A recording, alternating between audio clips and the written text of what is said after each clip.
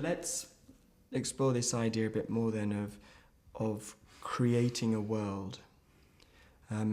God hasn't created this world, so therefore we've created the world. Yes. How do we create the world?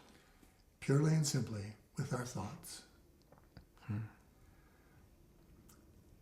I'll try to give you a brief scenario of how it really works, but it's quite difficult to accept. The eyes that seem to see the world see in truth only a manifestation of what the mind believes.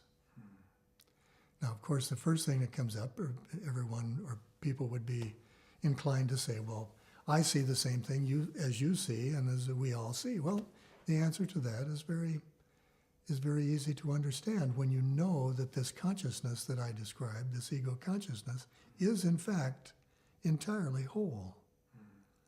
It is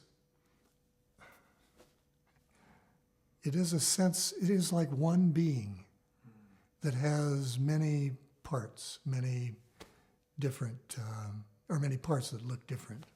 But it is a single entity because there is only a single entity in all creation. It's simply a matter of whether or not you see it as it is or try to make something else from it.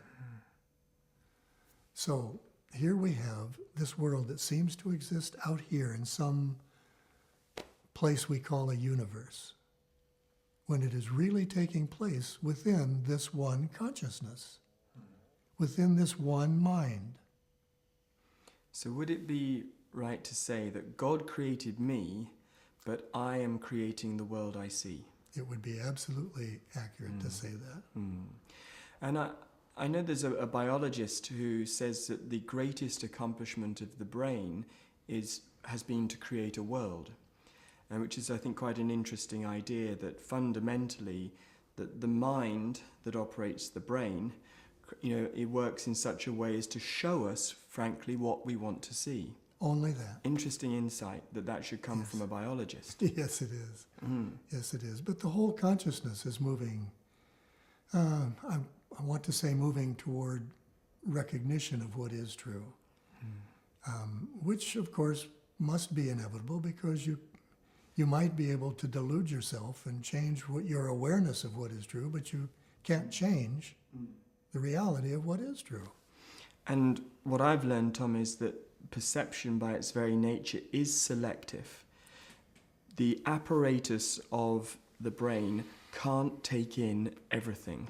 So it must select, and therefore it has to select on the basis of what is meaningful, what it's going to identify with, and what it thinks is true. Yes. So perception by its nature is selective, and it's also subjective, therefore. So therefore, I am seeing what I identify with, what I believe in, what I think about all day long. Here's the big show. So this is my wraparound cinema screen, which is showing me my thoughts. And nothing more. Amazing. And nothing more. But that's the bit, isn't it? And nothing more. Yes. This is a thought show. It is, yes. So once again, this is where we can bring the opportunity for forgiveness in. Forgiveness then literally becomes the intention to see in a different way, to change the mind's perception. There's a lesson in the Course which says that I am affected by nothing other than my thoughts. Yes. So it's my thoughts that are fundamentally causing me to feel the pain, for instance, that I might be feeling in my life. It's my thoughts that are, frankly, it feels like my thoughts are my experience of the world. Nothing else. I can't even get past them to where this other world is. I'm caught in a world of thought. You live entirely in a mental construct.